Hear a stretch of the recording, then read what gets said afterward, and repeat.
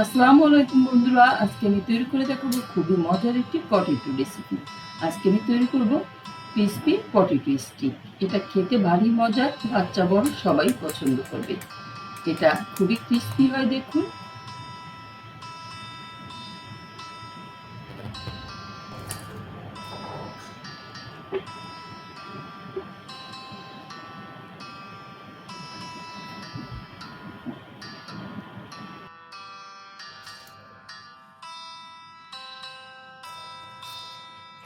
আশা করি রেসিপিটা আপনাদের কাছে ভালো লাগবে, বা ভালো লাগলে বাসায় অবশ্যই ট্রাই করবেন। তো চলুন মূল রেসিপিতে চলে যাওয়া যাক।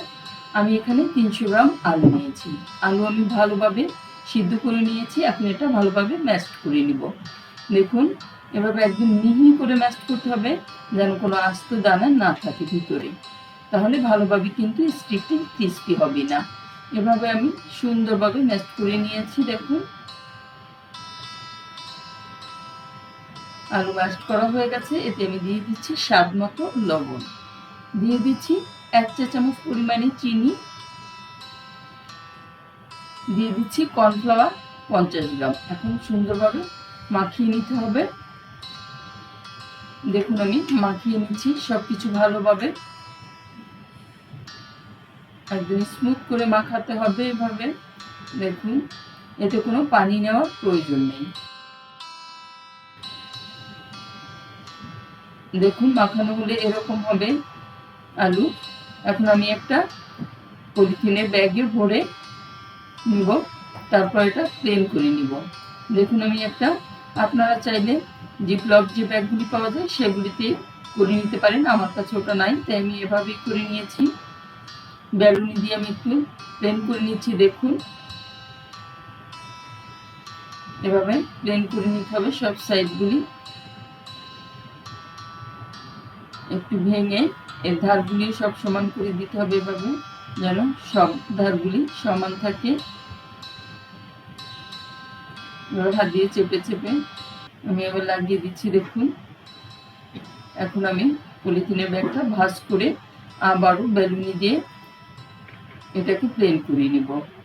সব দিক সমানভাবে প্লেন করে নিতে হবে, নাহলে কোনোটা মোটা কোনোটা পাতলা হবে। দেখুন, এটা করা হয়ে গেছে। এখন আমি ফ্রিজে 10 মিনিটের জন্য রেখে দিব ওটা। আর এটা দেখতে কেমন হয়েছে দেখুন, আমি একটু দেখিয়ে দিচ্ছি। ফিরে আসছি 10 মিনিট পরে। পলিথিনের ব্যাগটা এভাবে চাকু দিয়ে ছিঁড়ে নিতে হবে। দেখুন, আমি পলিথিনের ব্যাগটা সরিয়ে নিচ্ছি। এখন এটা কেটে নেব। ফ্রিজে রাখলে হবে কি, এটা একটু শক্ত হবে, কাটতে সুবিধা হবে আর ভাঙবে না। দেখুন, আমি কেটে নিচ্ছি। এক সমান সাইজ করে সবগুলি কেটে নেবেন। এটা খেতে কিন্তু ভারী মজার।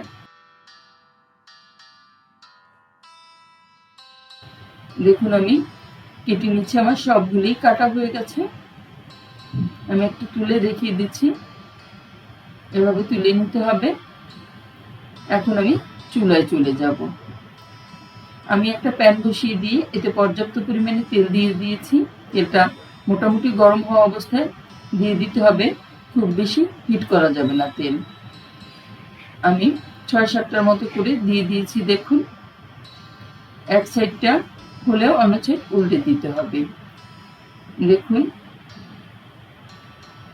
আমি মিডিয়াম হিটে এটা ভেজে নিচ্ছি। আমি উল্টে দিচ্ছি সব স্টিকগুলি। এভাবে উল্টে পাল্টে এটা ক্রিস্পি হওয়া পর্যন্ত ভেজে নিতে হবে। বেশি লাল করা যাবে না বা পোড়ানো যাবে না। সুন্দর একটা কালার আসলে তুলে ফেলতে হবে। দেখুন, যে সুন্দর একটা কালার চলে আসছে। আমি এখন সব পটেটো স্টিকগুলো তুলে নিব, আর এভাবে করে আমি সবগুলি ভেজে নিব। এটা কিন্তু খুবই ক্রিস্পি হয় এবং বাচ্চা বড় সবারই কিন্তু এটা ভালো লাগবে। বাসায় অবশ্যই ট্রাই করে দেখবেন।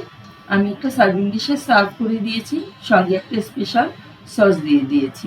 আপনারা চাইলে টমেটো কেচাপ দিয়েও এটা পরিবেশন করতে পারেন। দেখুন, আমি আবারও একটু দেখিয়ে দিচ্ছি এটা কতটা ক্রিস্পি হয়েছে।